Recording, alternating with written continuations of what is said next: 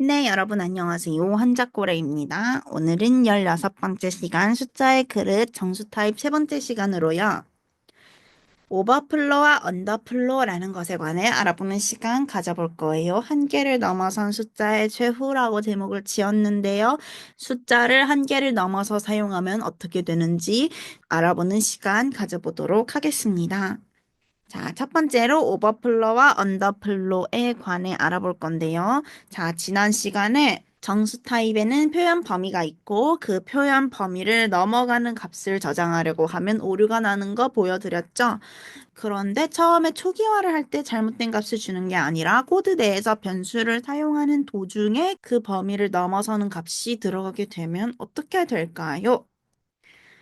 코드 내에서 변수를 사용하는 도중에 변수 안에 들어있는 값이 해당 변수의 저장 범위를 넘어서게 된다면 오류는 나지 않지만 대신 이상한 값이 들어갑니다. 자, 어떤 이상한 값이 들어가냐? 한번 이클립스에서 보여드리도록 할게요. 여러분도 같이 해보세요. 여기 챕터 2 밑에 레슨 8 밑에 overflow, underflow, example 점 자바 클래스 하나 만들어 봤고요. 물론 메인 메서드 추가했고요.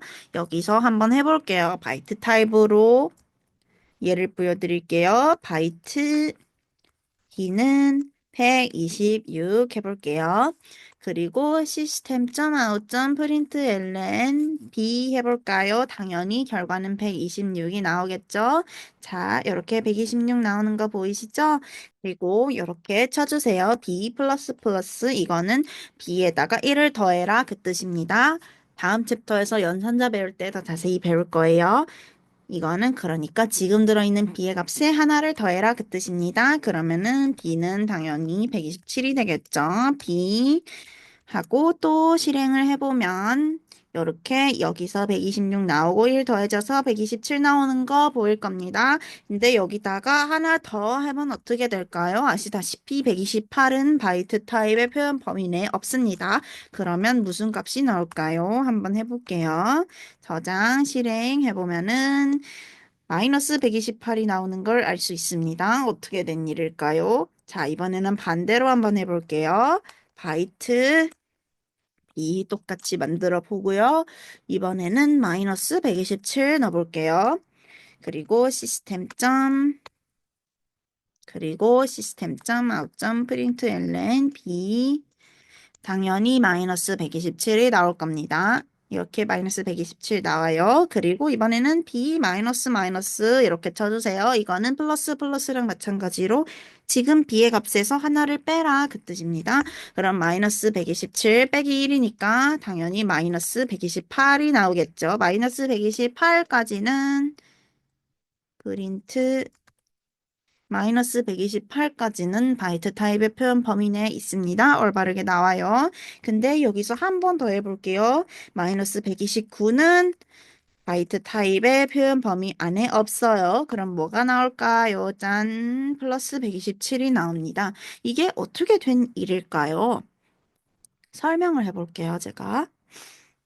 이게 어떻게 된 거냐? 이렇게 생각을 하시면 돼요. 여러분이 음, 바이트 타입의 표현 범위를 수직선으로 한번 표현해 볼게요. 그러면은 이렇게 생겼을 거예요. 근데 시작과 끝이 있는 수직선인 거죠. 여기는 마이너스 128, 중앙에는 0이 있고 여기는 127이 있어요.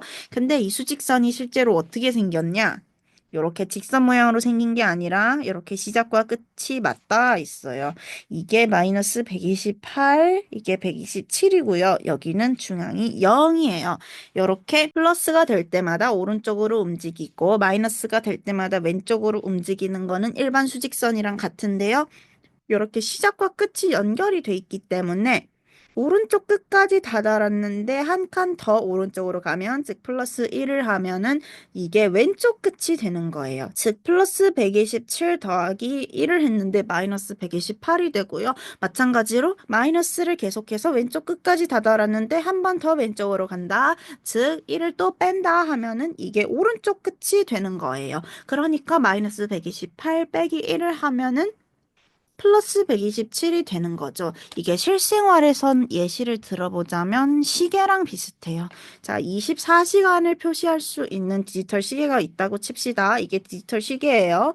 여기에서 23시 00분을 가리키고 있어요. 근데 여기다가 1시간을 더해 보세요. 그러면은 24시가 되는 게 아니라 0시가 되죠. 그렇죠? 마찬가지로 0시에서 1시간을 빼면은 마이너스 1시가 아니라 23시가 되는 거고요. 즉, 최대값에 1 더했던 최소값이 되고, 최소값에서 1 뺐더니 최대값이 된다, 이거예요. 정수형 변수도 이와 유사한 현상이 발생을 하는 거예요. 최대값을 넘어서서 최소값으로 가버리는 것을 오버플로, 최소값을 넘어가서 최대값으로 가버리는 것을 언더플로라고 합니다. 이런 오버플로나 언더플로가 발생을 하면 변수에는 우리가 원하지 않는 이상한 값이 들어갑니다. 그래서 프로그램이 예상하지 못한 대로 동작을 할 수 있어요.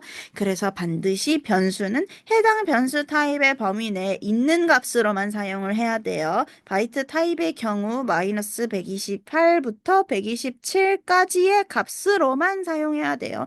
이걸 넘어가서 연산을 하다가 어떤 엉뚱한 값이 들어가서 프로그램이 어떻게 작동할지 모르는 일이라는 말이죠.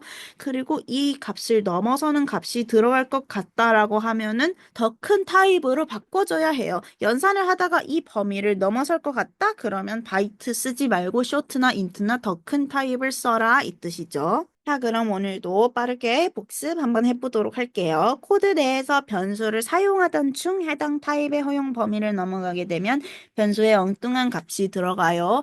자, 아까 말씀드렸듯이 처음에 초기화를 할 때 이상한 값을 주면 엉뚱한 값이 들어가는 게 아니라 아예 대입 자체가 안 되고 오류가 발생한다 했어요. 근데 코드 내에서 변수를 사용하던 중 해당 타입의 허용 범위를 넘어가게 되면 오류가 나는 대신 변수에 엉뚱한 값이 들어간다. 그 엉뚱한 값이 무엇이냐?